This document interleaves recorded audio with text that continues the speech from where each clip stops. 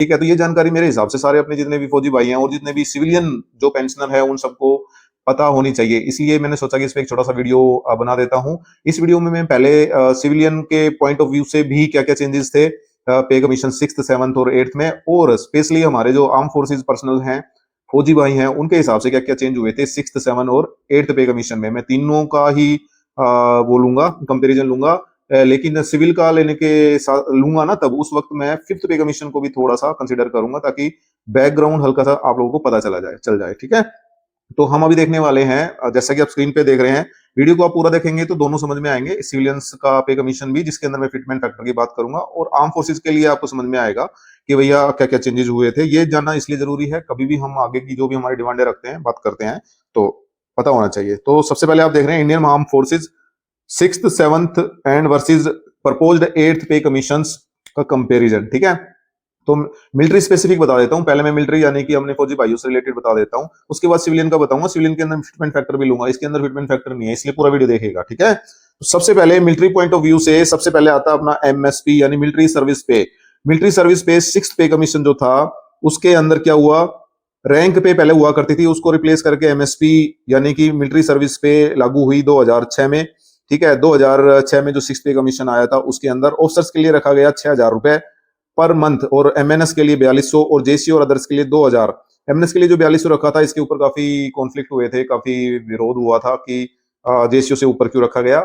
बाद में धीरे धीरे तब तक वो विरोध चलता रहा, तब तक 7th पे कमीशन आ गया। 7th पे कमीशन में देखिए ये रिवाइज हुई एमएसपी, और एमएसपी रिवाइज होके, ठीक है, ऑफिसर्स के लिए होगी 15,500 और एमएनएस के लिए हो गई 10,800। ठीक है, जेसी और अदर्स के लिए 5200 रुपए हो गई। ठीक है, अब आते हैं कि भैया ऑफिसर्स ऑफिसर्स जो प्रपोज 8th पे कमीशन के अंदर 2026 के अंदर जो हमने प्रपोज किया है, किया जा रहा है एमएसपी इनहांसमेंट, वो ऑफिसर्स के लिए 30,000, 15,500 से 30,000, एमएनएस के लिए 21,000 और जेसीओ के लिए 18,000 और 12,000 अदर रैंक के लिए। लेकिन यहाँ पे एक ध्यान देने वाली बात यह है कि एमएसपी ये तो मिलिट्री की तरफ से प्रपोज हो रहा है, ठीक है, लेकिन जो एक्स सर्विसमैन है और यूनियंस हैं और जो जवान हैं, सर्विंग भी हैं, वो अपनी डिमांड में ये बोल रहे हैं कि एमएसपी इक्वल होना चाहिए, है ना।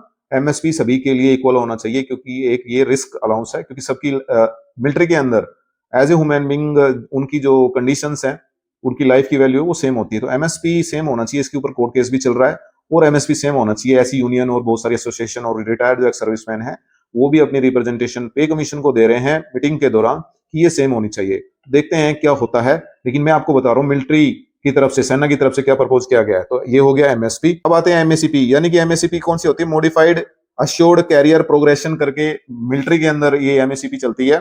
ठीक है, अब तो ये सिविलियन में भी चलने लग गई है। तो ये जो कैरियर प्रोग्रेशन थी ना, ये इंट्रोड्यूस हुई थी 6th पे कमीशन के अंदर, और उसमें बताया गया था कि 8, 16 और 24 साल के अंदर, हर एक 8 साल के अंदर मिलिट्री के अंदर, ठीक है, सिविल में ये 10-10 साल पे था, मिलिट्री के अंदर हर एक 8 साल में आपको नेक्स्ट लेवल के रैंक की, ठीक है, तनख्वाह अपने आप मिल जाएगी। ठीक है, चाहे आपका प्रमोशन हो या ना हो। अब 7th पे कमीशन में क्या गया, इसको कंटिन्यू रखा गया, और सेम वो जो सेम रखा गया, उसका जो टाइम पीरियड था वो सेम रखा गया। 8th पे कमीशन के अंदर ये डिमांड रखी गई है कि ये जो 8, 16 और 24 है, इसको 6, 12 और 18 कर दिया जाए। ठीक है, तो ये एक डिमांड हुई है। फैमिली पेंशन के बारे में बताता हूं आपको। फैमिली पेंशन 6th पे कमीशन में भी 30% ऑफ बेसिक, सिक्स जो अपना 6th पे कमीशन था, उस टाइम पे भी फैमिली पेंशन 30% ऑफ बेसिक था। ठीक है, ordinary pension, ordinary family pension 7th पे कमीशन में सेम 30% रखा गया। अभी 8th पे कमीशन के अंदर बोला जा रहा है कि ये 40% होना चाहिए, जो लास्ट बेसिक है उसका 40% होना चाहिए। ठीक है, ये डिमांड रखी गई है। लीव इनकैशमेंट देखिए, लीव इनकैशमेंट 6th पे कमीशन में भी 300 दिन था, और आज भी 7th पे कमीशन में भी 300 दिन था, और अभी इसको प्रपोज किया गया है मिलिट्री की तरफ से 450 दिन, 450। ठीक है, उसके बाद आइए एलटीसी। ठीक है, यहाँ मिलिट्री वाला जब मैं दिखा रहा हूँ, तो ये मिलिट्री की तरफ से डिमांड रखी गई है, वो दिखा रहा हूँ डिफेंस, डिफेंस की तरफ से, इंडियन डिफेंस की तरफ से। ठीक है, जब मैं सिविलियन का दिखाऊंगा तो वहां पे क्या होगा, डिमांड जो 8th पे कमीशन रखी है एनसीजेसीएम ने रखी हुई है, तो वहां पे मैं अगला जो आगे वहीं लेके जाऊंगा आपको। तो पहले मिलिट्री स्पेसिफिक दिखा रहा हूँ। एलटीसी लीव इनकेसमेंट देखिए, LTC leave encasement 60 days 7th पे कमीशन में था, 6th पे कमीशन में सेम था। इसको 120 डेज करने के लिए डिमांड रखी गई है 8th पे कमीशन में। अब आइए हार्डशिप और अलग जो रिस्क और फील्ड के जो अलाउंसेस थे, बहुत सारे अलाउंसेस मिलिट्री के अंदर रहते हैं। ठीक है, तो उसके अंदर उनको जो भी थे उनको रिवाइज किया गया था 6th पे कमीशन में, और जो 7th पे कमीशन थे उनको रेशनलाइज करके रिस्क एंड हार्डशिप मैट्रिक्स बना के इसको बनाया गया था, और इनके अंदर फर्दर इन्हांसमेंट की डिमांड अब 8th पे कमीशन में रखी गई है। डिफरेंट डिफरेंट टाइप के जो भी रिस्क से रिलेटेड, हार्डशिप से रिलेटेड है, जैसे कि हाई एल्टीट्यूड हो गया, जैसे ऊपर जो पहाड़ के ऊपर, जम्मू कश्मीर के ऊपर जो रहते हैं हमारे, जो तैनात रहते हैं फौजी, उनको एक हार्डशिप अलाउंस मिलता है, ठीक है, हाई हाई एल्टीट्यूड अलाउंस। तो इन सब के अंदर रिवीजन होता रहता है। उसके बाद आता है प्रमोशन पे फिक्सेशन। प्रमोशन पे फिक्सेशन उस टाइम पे सिंपल तरीके से जो भी था 6th पे कमीशन में प्रमोशन के हिसाब से वो चल रहा था, जब भी प्रमोशन होगा वो। लेकिन 7th पे कमीशन में दिया गया कि भैया डेट ऑफ इंक्रीमेंट और डेट ऑफ प्रमोशन दोनों में से आप चूज कर सकते हो, ऑप्शन दिया गया, ठीक है। अभी 8th पे कमीशन में बोला गया है कि जो भी बेनिफिशियल हो वो ऑटोमेटिक चूज होना चाहिए, मतलब डिपार्टमेंट खुद देख लेगा कि दोनों में बेनिफिट जो सोल्जर को कहाँ हो रहा है, वो अपने आप ऑटोमेटिक सेलेक्ट करके उसको उसी हिसाब से प्रमोशन उसी डेट से विद इफेक्टिंग कर दिया जाएगा, ठीक है। उसके बाद आया OROP, 1 रैंक 1 पेंशन, ठीक है। 6th पे कमीशन के अंदर इसको डिमांड रखी गई लेकिन एक्सेप्ट नहीं हुई, ठीक है। 7th पे कमीशन के अंदर डिमांड रखी जा रही थी, जो डिमांड पहले ले रहे थे, लेकिन इसको इंप्लीमेंट गवर्नमेंट ने पहले ही कर दिया 2015 के अंदर, ठीक है। यानी कि आउटसाइड ऑफ सीपीसी, यानी कि सेंट्रल पे कमीशन से पहले ही गवर्नमेंट ने इसको 1 रैंक 1 पेंशन कर दिया। उसके बाद अभी जो है प्रपोज 8 सीपीसी के अंदर OROP 1 रैंक 1 पेंशन के अंदर जितनी भी एनोमलिटीज है, जितनी भी हो रही है और असंतोष है जितना भी, उसके लिए डिमांड, उसके लिए वो असंतोष को दूर करने के लिए चीजें अपनी डिमांड के रूप में रखी गई है, जैसे कि PMR को भी OROP मिलना चाहिए, ये सब चीजें इसके अंदर इंक्लूड है। अभी आप देखिए रिप्रेजेंटेशन इन पे कमीशन, पहले से 6th पे कमीशन में बोला गया था कि डिफेंस का एक मेंबर होना चाहिए, जो पे कमीशन है उसके अंदर, वहां पे नहीं था। 7th में भी नहीं हुआ और 8th में भी डिमांड रखी गई थी लेकिन नहीं हुआ, अभी रखी जा रही है ताकि 8th पे कमीशन रिकमेंड कर दे, ताकि आगे से जब भी सीपीसी बने तो उसके अंदर एक डिफेंस का रिप्रेजेंटेटिव हो। अभी तो आपको पता ही है 8th पे कमीशन 3 बंदों का है, एक सबसे पहले जो चेयरमैन है वो भूतपूर्व जज है, महिला जज, और 2 और हैं, एक लेक्चरर, एक मतलब शिक्षा से जुड़े हुए हैं और एक दूसरे हैं, ठीक है। अभी तीन बंदों का ही पे कमीशन है। अभी आइए स्टेटस एंड रैंक एनोमलिटीज, ठीक है। ये हमेशा चलती रहती थी, स्टेटस एंड रैंक एनोमलिटीज 6th पे कमीशन में भी थी, 7th पे कमीशन में कुछ सोल्व हुआ, कुछ बचे थे। 8th पे कमीशन में बहुत सारी डिमांड डाली गई है कि ये एनोमलिटीज हैं, इनको दूर किया जाए। Disability and war injury benefit जो भी थे उनको इनहांस कर दिया गया था 6th पे कमीशन में, ठीक है, और 7th पे कमीशन में भी उनको थोड़ा इंप्रूवमेंट कर दिया गया था, और बेटर कंपनसेशन की डिमांड रखी गई है 8th पे कमीशन में। अब आता है मेन सबसे अच्छा point, commuted pension restoration period. देखिए 6th पे कमीशन में 15 साल रिटेन किया गया, 25 से 15 साल आ रहा था तो 15 साल ही रखा गया। डिमांड रखी गई थी कि इसको रिड्यूस किया जाए, फिर भी लेकिन नहीं किया।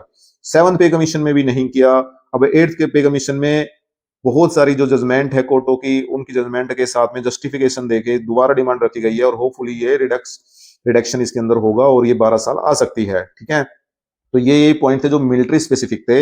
अभी मैं आपको बताने वाला हूं as a civilian specific 6th 7th और 8th पे कमीशन की डिमांड का कंपैरिजन कैसे कैसे क्या हुआ है। तो सबसे पहले आप देखिए 5th, मैं तीनों का करूंगा, 6th का, 7th का, 8th का। 8th में मैं NCJCM 2026 की डिमांड है उनको लेंगे अपन।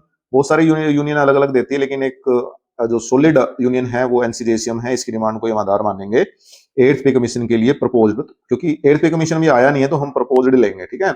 यानी कि जो NCJCM ने प्रपोज किया है, डिमांड दी है। तो सबसे पहले है मिनिमम बेसिक पे, देखो ये ऊपर नहीं थी ना, अब आएंगे इसमें। मिनिमम बेसिक पे 6th पे कमीशन में 7,000 थी, वैसे आपको जानकारी के लिए पता होना चाहिए 5th के पे कमीशन में ये 2550 रुपए थी, 6th पे कमीशन में ये 7,000 की गई, 7th पे कमीशन में 18,000 की गई, ठीक है, और 8th पे कमीशन में इसको 69,000 रुपए करने के लिए बोला गया है मिनिमम बेसिक पे।